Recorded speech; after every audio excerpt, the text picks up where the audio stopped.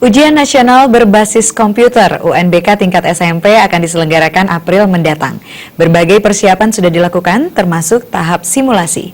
Hanya saja UNBK masih terkendala ketersediaan komputer.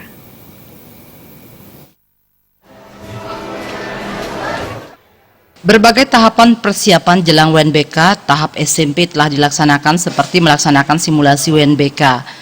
Hanya saja hal yang masih menjadi kendala adalah kurangnya ketersediaan fasilitas komputer seperti yang terjadi di sejumlah SMP di Denpasar.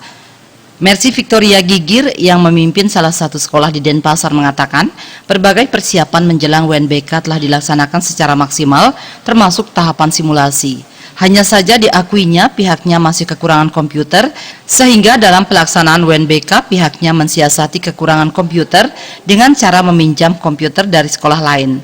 Selain itu, UNBK juga dilaksanakan dalam 3 gelombang. Mercy Victoria Gigir menyatakan, tidak ada halangan berarti menjelang UNBK selain ketersediaan fasilitas komputer. Pihaknya berharap dinas terkait segera memberikan solusi untuk mengatasi kekurangan fasilitas komputer jelang UNBK. Jauh sebelum kita memastikan untuk ikut UNBK, kita pernah mengumpulkan orang tua murid kelas 9 untuk diberi sosialisasi bahwa siswa kita tahun ini ikut UNBK. Setelah itu kita mengadakan koordinasi dengan dinas terkait, dalam hal ini Disdikpora Kota Denpasar, langsung menghadap kepala dinas kami dengan staf dan komite untuk menyatakan bahwa kami siap UNBK.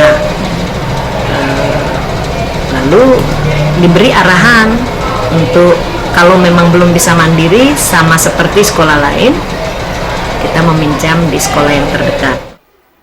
Dalam ujian nasional berbasis komputer tingkat SMP terdapat 4 mata pelajaran yang diujikan. Di antaranya Bahasa Indonesia, Matematika, Bahasa Inggris, dan IPA. Gung Krisna, Bali TV.